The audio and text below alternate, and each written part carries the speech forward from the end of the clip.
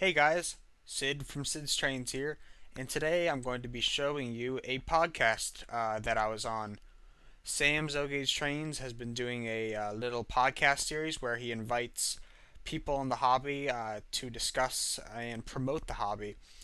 I was invited along with MattyC Trains, and we just discussed the hobby, how we got into it, and some of our personal experiences in the hobby, and just how we do things in the hobby. I talked about my with electronics and how I work on trains, and MattyC Trains talked about his craftsmanship, and we just talked about the hobby in general. I'm going to be showing you the podcast, so I hope you enjoy and definitely check out Sam's Gauge Trains, his YouTube page, and his Instagram, and same with Matty C Trains. Hope you enjoy, guys. This is Sam's Trains, and welcome to the third episode of the podcast. I am joined here with Sydney and Matt. How you guys doing today? Good. Well, All right, cool. Excited to get to know you. So I'm going to shoot you a couple introduction questions. How did you end up first finding this hobby? And kind of what was your first train set when you got it, and why did you get that particular one? all right. So I guess for me, like most people around our age, I think a lot of us know what Soto Railway number one is, with that little blue tank engine, that 060. Yep. I started with the model series, not that CGI stuff that kids see today. And I got so captivated with it. I had all the toys, mainly the battery ones. And then I was like, one day, what are real trains like? And then I Mhm. looked up a whole bunch of YouTube videos online and all the what's it called, the I Love Toy Train videos. And it went from there. And then eventually my parents were like, all right, let's get him a train set. So we went to my local hobby shop and I fell in love with my first set was the Hogwarts Express. Oh, I Uh, have that one too. Yeah. all The right. conventional one. The original first set, the first release. Okay. And originally I was going to go with a diesel set. The hobby dealer was trying to convince me as a 6-year-old boy to say, oh, this one's got sounds, this got that, and the other thing. Yeah. And I'm sitting here like, no, I want the simplistic steam engine set. And Mhm. mind you, I was not a fan of the movies or the books at the time, but like I just love the overall look because Lionel doesn't Yeah. really make European style stuff. So when he Not made very much. that, yeah, so that's what got me into the hobby, and then it just went from there. Okay, cool. Thank you. Yeah, I actually my first set was the Hogwarts Express as well. It was a set when you got the Transformer, and I got Fast Track with it. But I didn't get the Lion Chief version. That was way later. But yeah, still, it was very cool seeing it run around the track for the first time. All right, Sydney, go ahead. So, uh, Answer. so my introduction to this hobby was, of course, through Thomas as well. I had the wooden railway trains. I had the battery powered stuff from Tommy and Trackmaster, all these different brands, and that got me into trains itself. And of course, I loved watching the model series of Thomas. I thought it was cool that they were using actual models and stuff like that. And then, of course, I one Christmas, I think it was when I was about 6 years old, I got my first Lionel set. It was just a Scout set. It actually had a rail sounds tender in the set, which was kind of neat. It had fast track. It had a little play mats, I think a bridge and some signs, and that got me introduced to the hobby. And then my dad had his own train set, which was a Scout engine similar to this one here. I think his was actually a 1061, not a 236 like this. But that kind of was the mix. And my brother had a train set similar to mine. And from there, it just grew. We built a table and kept adding things. And then my brother kind of got out of the hobby, and I kept growing because I watched all the videos. I wanted all the command control stuff. I just wanted all that. And that's brought me to where I am today with a very diverse collection of Lionel, MTH, Williams, just everybody. Yeah, that's very cool. Yeah, I kind of started with Thomas as well. I had a lot of the Thomas Wooden Railway um, as well, and so I kind of started. I remember specifically going to my public library and getting I think it was the I Love Toy Trains on like DVD or VHS or whatever. And that kind of stuck with me. And then for a while, I was kind of like, I kind of want my first train set, and so I got the Hogwarts Express, and it's grown ever since. So that's Yeah. very cool. Thank you for sharing that part. Also, I'm going to ask you a couple questions about your current layout. Uh-huh. What are your kind of your dimensions? What are you planning on doing with it? Kind of also, what are you trying to model it after, and why you chose to do it that certain way, if that makes sense.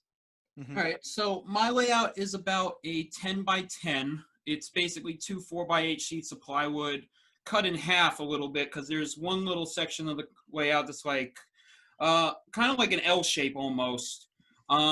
It's two main lines and a small yard. Um, Mainly, what I model is actually a pretty elaborate time period. Not a lot of people do it, at least in O scale. I model the late 1920s through the early 1930s. I Very cool. chose that time period mainly because the architecture of that time period was so unique and different. All the buildings, the brick buildings with all the post ads that are painted on the sides of the buildings and whatnot. The rolling stock of that time period was interesting. All the locomotive prototypes that are ceased to exist nowadays.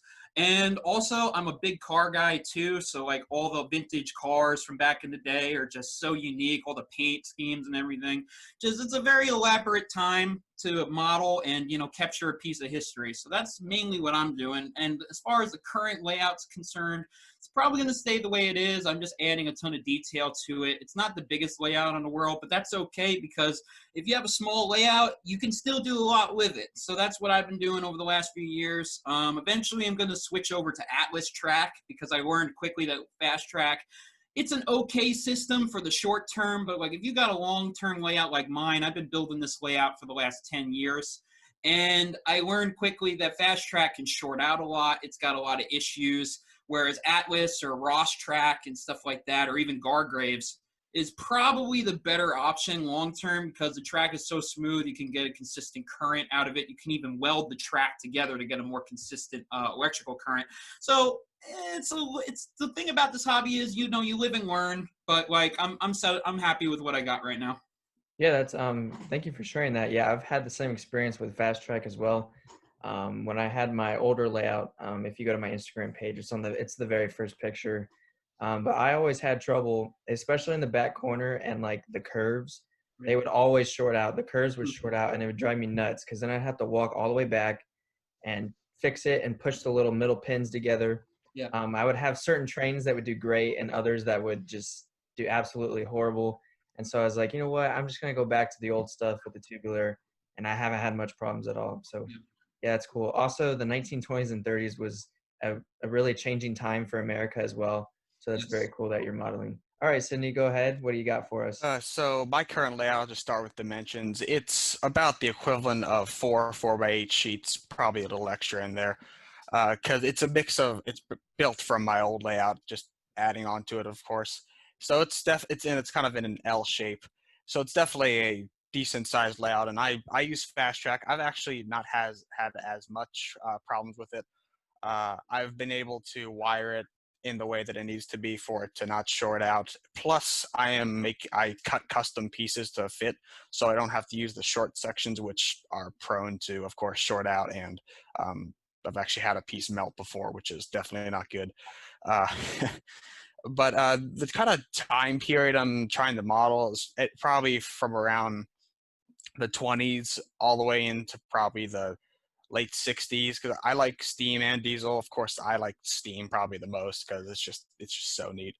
Uh, but of course, I have modern diesels and trains. But that's kind of what I'm trying to model. I'm trying to model the town I live in Maryland, plus some other things in Maryland. In Frederick, Maryland, there was a big roundhouse, and I'm kind of trying to roughly model that.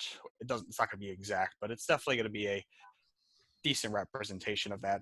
And that's kind of where my layout's going. And of course, I'm going to be adding scenery and more stuff later. My layout is obviously not anywhere near done.